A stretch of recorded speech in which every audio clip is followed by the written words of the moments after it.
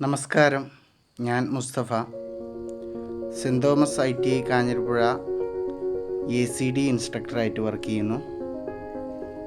ഇന്നത്തെ വീഡിയോയിൽ നമ്മൾ ചർച്ച ചെയ്യാൻ പോകുന്നത് പ്രൊജക്ഷൻസിൻ്റെ നോട്ട്സാണ്, അഥവാ നിങ്ങൾ അത്യാവശ്യമായി എഴുതിയെടുക്കേണ്ട നോട്ട്സ്. അതിനുശേഷമുള്ള ക്ലാസ്സുകളിൽ എന്താണ് പ്രൊജക്ഷൻസ് എന്നും അതിൻ്റെ ആപ്ലിക്കേഷനും കാര്യങ്ങളും അതുപോലെ ടൈപ്സ് ഓഫ് പ്രൊജക്ഷനും എല്ലാം നിങ്ങൾക്ക് വിശദമായി പറഞ്ഞു തരുന്നതാണ്. അപ്പോൾ ഈ ഒരു ഭാഗത്ത് നോട്ട്സ് മാത്രമേ ഉള്ളൂ, ശ്രദ്ധിക്കുക. പ്രൊജക്ഷൻസ്. ഇതാണ് projection. Projection means an image or the act of obtaining an image of an object. നിങ്ങൾക്ക് ആ ചിത്രം കണ്ടാൽ മനസ്സിലാവും. ഒരു ഇമേജ് ഉണ്ടാക്കുകയോ അല്ലെങ്കിൽ ഒരു ഒബ്ജക്റ്റിൽ നിന്ന് ഇമേജ് കിട്ടുകയോ ചെയ്യുന്ന ഒരു പ്രോസസ്സാണ് projection.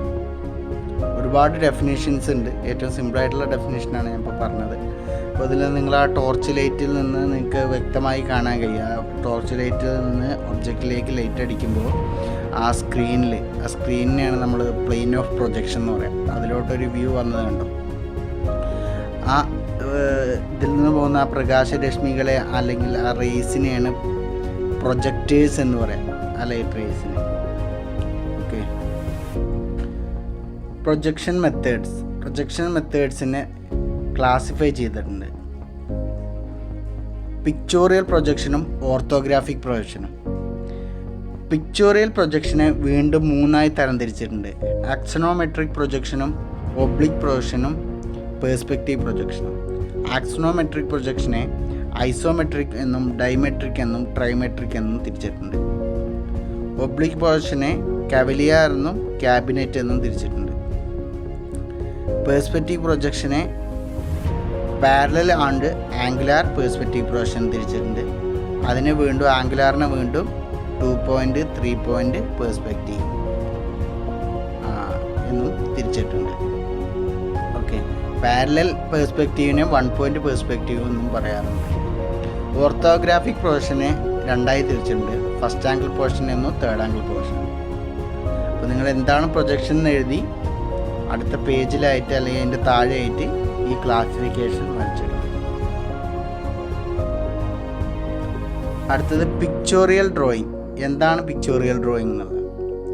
Even a common man can understand easily the shape of an object quickly by picture or by a pictorial drawing. It is also called as 3-dimensional drawing. അഥവാ ഒരു സാധാരണ മനുഷ്യന് പോലും വളരെ ഈസി ആയിട്ട് നമുക്ക് പിക്ചോറിയൽ പ്രൊജക്ഷൻ തിരിച്ചറിയാൻ കഴിയുമെന്ന്. അതിന് എന്താ പറയുക, ഒരു ടെക്നിക്കൽ നോളേജ് വേണ്ട. ഇതിനെക്കുറിച്ച് കൂടുതലായി പിന്നീട് പറഞ്ഞുതരും. ഇതിന് 3-dimensional drawing എന്നും പറയും. Pictorial drawings are very useful for describing shape of piece or part or component, even though they have distorted look. അഥവാ പിക്ചോറിയൽ പ്രൊജക്ഷൻ അതിൻ്റെ ഒരു കറക്റ്റ് ഷേപ്പ് തരുമെങ്കിൽ ചിലപ്പോൾ ഒരു ചെറിയൊരു മാറ്റം അതിലുണ്ടാവാൻ ചാൻസ് ഉണ്ട്. അഥവാ ഐസോമെട്രിക്കിലെ സർക്കിൾ എലിപ്സായി മാറുന്നത് പോലെ. അതൊക്കെ നിങ്ങൾക്ക് പിന്നീട് പറഞ്ഞുതരും. 3 ടൈപ്പാണുള്ളത്: isometric drawing, oblique drawing, perspective drawing. ഇത് നോട്ടിലുണ്ടാവണം. ഐസോമെട്രിക് ഡ്രോയിങ് ഇനി ഓരോന്നായിട്ട് പറയാണ്. The type of pictorial projection in which all the projectors are parallel but inclined at an angle of 30 degree to the plane of projection. അതിനെയാണ് isometric drawing എന്ന് പറയുന്നത്. Isometric വ്യൂവും isometric പ്രൊജക്ഷനൊക്കെ ഞാൻ വരുന്ന വീഡിയോകളിൽ നിങ്ങൾക്ക് വ്യക്തമായി പറഞ്ഞുതരും. ഇപ്പോൾ നിങ്ങൾ നോട്ട് എഴുതി മാത്രം ചെയ്താൽ മതി. എന്നിട്ട് എക്സാമ്പിളിന് ഈ ലെഫ്റ്റ് സൈഡിലുള്ള 2 ഫിഗർ 120 അഥവാ ഐസോമെട്രിക്ക് 3 ആക്സിസിലാണ് കിടക്കുന്നത്. 3 ആക്സിസ് ഡിഫറൻസിൽ 120 ഡിഗ്രിയിൽ. അതിനെയാണ് ഐസോമെട്രിക് ആക്സിസ് അല്ലെങ്കിൽ ഐസോമെട്രിക് ലൈൻസ് എന്ന് പറയും.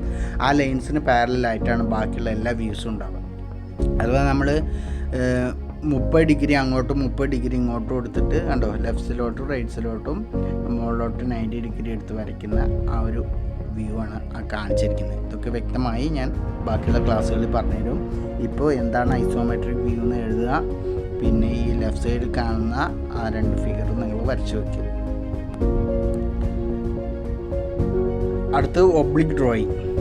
The type of pictorial projection in which one face of the object is parallel to the plane of projection and adjacent face is inclined at an angle of 45 degree to the plane of projection. അഥവാ നിങ്ങൾക്ക് ഈ ചിത്രം കണ്ടാൽ അറിയും, അതിൻ്റെ front ആ ഒരു 40-10 area ഉണ്ടോ, അത് പാരലായിട്ടാണ്, ഹൊറിസോണ്ടലിന് പാരലായിട്ടാണ്. എന്നാൽ നോക്കിയേ അതിൻ്റെ സൈഡ് നോക്കിയേ 45 ഡിഗ്രി, അതാണ് അവിടെ ഉദ്ദേശിച്ചിരിക്കുന്നത്, 45 degree to the plane of projection. അതുപോലെ പ്രൊജക്ടേഴ്സൊക്കെ പ്ലെയിൻ ഓഫ് പ്രൊജക്ഷന് ഇൻക്ലൈൻഡ് ആയിരിക്കും, അതോ ഇൻക്ലൈൻഡ് അഥവാ ഒബ്ലിക് ആയിരിക്കും. അതുകൊണ്ടാണ് അതിനെ ഒബ്ലിക് ഡ്രോയിങ് എന്ന് വിളിക്കുന്നത്. ചെരിവ് എന്നുള്ള അർത്ഥമാണ് വരുന്നത്. 2 ടൈപ്സ് ഉണ്ട് ഒബ്ലിക് ഡ്രോയിങ്, കവലിയാറും ക്യാബിനറ്റും. ഓക്കെ, അതൊക്കെ നിങ്ങൾക്ക് പിന്നീട് പഠിക്കാം. ഓക്കെ, കവലിയാർ എന്നുള്ള പറഞ്ഞു കഴിഞ്ഞാൽ ഈ 45 ഡിഗ്രി വരുന്ന ആ സൈഡ് ഫുൾ ലെങ്ത്തിൽ വരയ്ക്കുന്നത്, ക്യാബിനറ്റ് എന്ന് പറഞ്ഞാൽ ആ സൈഡ് ഹാഫ് ലെങ്ത് ആയിരിക്കും. അപ്പോൾ ഈ ലെഫ്റ്റ് സൈഡിലെ ചിത്രം നിങ്ങൾ വരയ്ക്കുക, അത് മൊത്തം എഴുതിയിട്ട്. അടുത്തത് perspective views. The type of pictorial projection in which all the projectors converge or meet at point is known as perspective projection. അഥവാ ഒരു പോയിന്റിൽ നിന്ന് മീറ്റ് ചെയ്യുന്ന പോലെ നമുക്ക് തോന്നും. പ്രൊജക്ഷൻസൊക്കെ ഒരു പോയിന്റിൽ നിന്ന് സ്റ്റാർട്ട് ചെയ്യുന്നതായിട്ടോ അല്ലെങ്കിൽ മീറ്റ് ചെയ്യുന്നതായിട്ട് തോന്നും. എക്സാമ്പിൾസ് പറഞ്ഞുതരാം. 3 ടൈപ്പ് ഉണ്ട്, 1 പോയിൻറ്റ്, 2 പോയിൻറ്റ്, 3 പോയിൻറ്റ്. ആ ഫസ്റ്റ് ആ റെയിൽപാളത്തിൻ്റെ പിക്ചറുണ്ട്, അത് 1 പോയിൻ്റ് ആണ്. ഒരു വാനിഷിംഗ് പോയിൻ്റ് ആണുള്ളത്, കണ്ടോ? ആ റെയിൽപാളം പോയിട്ട് ഒരു പോയിന്റിൽ മുട്ടുന്ന പോലെ തോന്നുന്നില്ലേ, അതിനെയാണ്. അടുത്തത് orthographic view. An orthographic system of projection is the method of representing the exact shape and size of 3-dimensional object on a drawing sheet or any other plane surface such as drawing board in different views such as front view, side view and top view. അഥവാ orthographic വ്യൂവിന് മറ്റൊരു പേരുണ്ട്, multi view. അഥവാ ഒരു 3-dimensional ഒബ്ജക്റ്റിനെ 3 വ്യൂയിലേക്ക് മാറ്റുന്നത്. ആ ചിത്രം കണ്ടാൽ നിങ്ങൾക്ക് മനസ്സിലാവും. ഒരു 3-dimensional ഫിഗറിനെ 2Dയിലോട്ട് കറക്റ്റ് സൈസിലും ഷേപ്പിലും ആക്കുന്നതിനാണ് നമ്മൾ എന്ത് പറയുക, ഓർത്തോഗ്രാഫിക് വ്യൂ എന്ന് പറയുന്നത്. നിങ്ങൾക്ക് ആ ഫിഗറിന് കണ്ടാൽ മനസ്സിലാവും. കണ്ടോ, ഫ്രണ്ട് വ്യൂ, ഫ്രണ്ടിൽ നിന്ന് കാണുന്ന ആ പച്ച കളറിൽ കാണുന്നതാണ് ഫ്രണ്ട് വ്യൂ. പിന്നെ ടോപ്പ് വ്യൂ, മുകളിൽ നിന്ന് കാണുന്ന റെഡ്, സൈഡ് വ്യൂ വയലറ്റ്. കണ്ടോ, ഇങ്ങനെ 3 വ്യൂ ആയിട്ട് വരയ്ക്കുന്നതിനാണ് നമ്മൾ ഓർത്തോഗ്രാഫിക് വ്യൂ അല്ലെങ്കിൽ മൾട്ടി വ്യൂ എന്ന് പറയാം. ഈ ചിത്രം വരയ്ക്കണമെന്നില്ല, നിങ്ങൾ ജസ്റ്റ് ആ ഹെഡിങ് എഴുതിയാൽ മതി. ഹെഡിങ് ആൻഡ് ആ ഡെഫിനിഷനും എഴുതണേ. റഫായിട്ട് ചിത്രം വരയ്ക്കണമെങ്കിൽ വരയ്ക്കാം, കാരണം ബാക്കിയുള്ള ഞാൻ വിശദമായി പിന്നീട് പറഞ്ഞു തരുന്നതാണ്. അടുത്ത് പ്രൊജക്ഷൻ പ്ലെയിൻസ്. ഈ 2 പ്ലെയിന് നിങ്ങൾ ചിത്രം വരയ്ക്കണം. ഈ ഓർത്തോഗ്രാഫിക് പ്രൊജക്ഷൻ 2ആയി തിരിച്ചിട്ടുണ്ട്. ഫസ്റ്റ് ആംഗിൾ പോർഷൻ എന്നും തേർഡ് ആംഗിൾ പോർഷൻ എന്നും. അത് നിങ്ങൾ ക്വാഡ്രൻറ്റിനെ കുറിച്ച് കേട്ടിട്ടുണ്ടാവും. 4 ക്വാഡ്രൻ്റ് ഉണ്ട്. അതിൽ 2 ക്വാഡ്രൻറ്റിൽ ഒരു ഒബ്ജക്റ്റ് വെച്ചാൽ അതിൻ്റെ front view, side view, top view അവിടെ വരുന്ന പറയുന്നതിന് നമ്മൾ ആംഗിൾ പോർഷൻ എന്ന് പറയും. ഫസ്റ്റ് ക്വാഡ്രൻറ്റിൽ വെച്ചാൽ ഫസ്റ്റ് ആംഗിൾ പോർഷൻ, തേർഡ് ക്വാഡ്രൻറ്റിൽ വെച്ചാൽ തേർഡ് ആംഗിൾ പോർഷൻ. ഓക്കെ, ഇതിനെക്കുറിച്ചൊക്കെ ഞാൻ വിശദമായി വരുന്ന ക്ലാസ്സുകളിൽ പറഞ്ഞുതരും. അതിൽ നോക്കി അതിൻ്റെ വലത് ഭാഗത്ത് ക്വാഡ്രൻറ്റ് പ്ലെയിൻ ആയിട്ട് കൊടുത്തിട്ടുണ്ട്, കണ്ടോ? ആ വെർട്ടിക്കലായിട്ടുള്ള VP എന്ന് എഴുതിയാണ് വെർട്ടിക്കൽ പ്ലെയിൻ, HP എന്ന് എഴുതിയതാണ് ഹൊറിസോണ്ടൽ പ്ലെയിൻ. അപ്പോൾ ഫസ്റ്റ് ക്വാഡ്രൻറ്റ് എന്ന് പറയുന്നത് എന്താണ്? HP-യുടെ മുകളിലും VP-യുടെ മുൻപിലും. തേർഡ് ക്വാഡ്രൻറ്റ് എന്ന് പറയുന്നത് എന്താണ്? VP-യുടെ പുറകിൽ, ബിഹൈൻഡ് VP, ബിലോ HP-യുടെ താഴെ. അപ്പോൾ ഇത് ഈ 2 ഫിഗർ ഒന്ന് വരച്ചെടുക്കുക, പ്രൊജക്ഷൻ പ്ലെയിൻസ് എന്ന് പറഞ്ഞിട്ട്. അടുത്ത് ഫസ്റ്റ് ആംഗിൾ പ്രൊജക്ഷൻ. ഈ ഫിഗറെല്ലാം പാടെ കണ്ട് പേടിക്കൊന്നും വേണ്ട, അതൊക്കെ വരയ്ക്കണമെന്നൊന്നുമില്ല. ജസ്റ്റ് ആ ഡെഫിനിഷൻ മാത്രം ഓർത്ത് വെച്ചാൽ മതി. അപ്പോൾ ഇതിൽ നോക്കിയാൽ നിങ്ങൾ പ്ലെയിന് എന്ത് സംഭവിക്കുന്നു നോക്കിയാൽ കണ്ടോ, 3 പ്ലെയിനാണുള്ളത് ഫസ്റ്റ് ക്വാഡ്രൻറ്റിൽ. നോക്കിയേ, പ്രൊഫൈൽ പ്ലെയിൻ, VP, HP. അപ്പോൾ നമ്മൾ എന്ത് ചെയ്യുന്നു വെച്ചാൽ HP-നെ ക്ലോക്ക് വൈസിൽ തിരിക്കും.